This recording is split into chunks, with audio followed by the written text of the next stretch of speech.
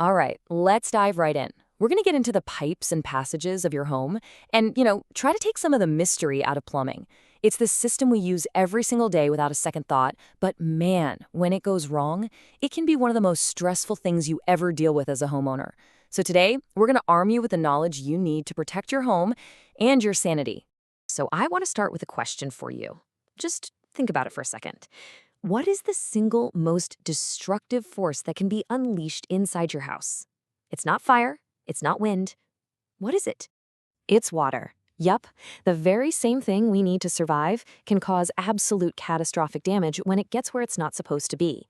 And that system controlling it all, your plumbing, well, it's pretty much under constant attack. So where are these attacks coming from?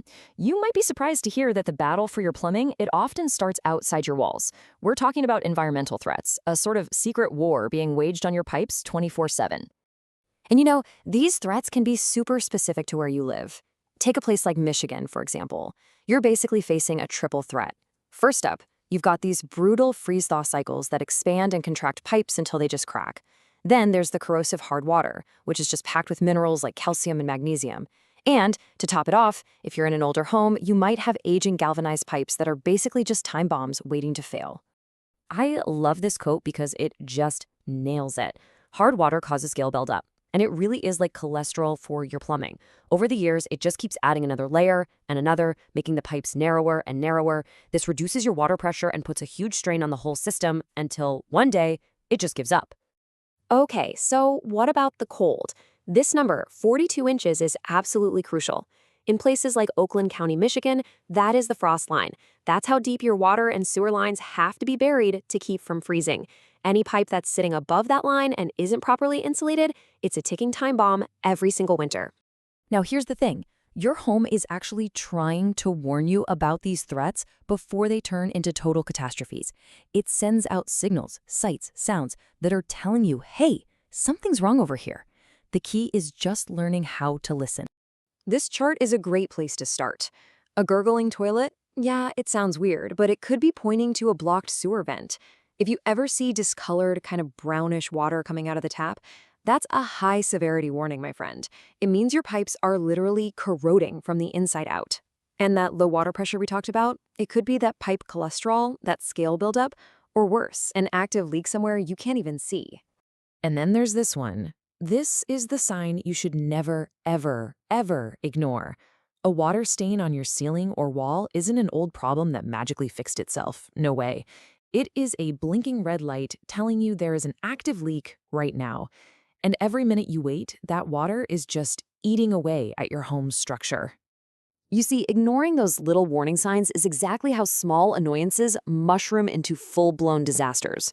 So it's really, really important to understand just how high the stakes actually are. It's almost never this big, sudden event. It's sneaky. It starts with something you can easily put off, a tiny drip, drip, drip, or a toilet that runs just a little too long. But these are the early symptoms of a system that's under serious strain. They are your last best chance to do something before things get really serious. Because if you don't act, you could end up here. On the left, we've got a sewer line failure. Tree roots shifting ground, they can crack that main line, and then you've got raw sewage backing up into your home. It's a massive contamination hazard. On the right, a burst pipe.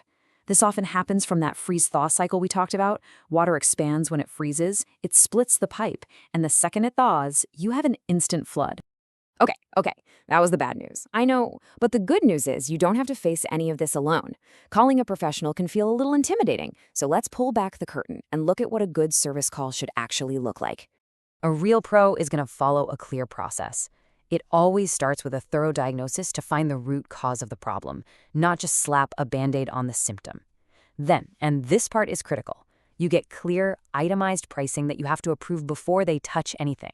And finally, after the repair, they test everything to make sure it's fixed, and they clean up their mess. The whole process is built on transparency. And this right here is what separates the real pros from the amateurs. They'll talk to you in plain English, not confusing jargon. The price they give you is the price you pay. No surprises. They know the local codes and follow them, which protects you and your investment. And they actually stand behind their work with real guarantees. Seriously, these are your non-negotiables. So, this brings us to our final and honestly most important section. The absolute best way to deal with a plumbing disaster is to make sure it never happens in the first place. It's all about playing a little proactive defense. Here's your game plan. Every year, just take these simple steps.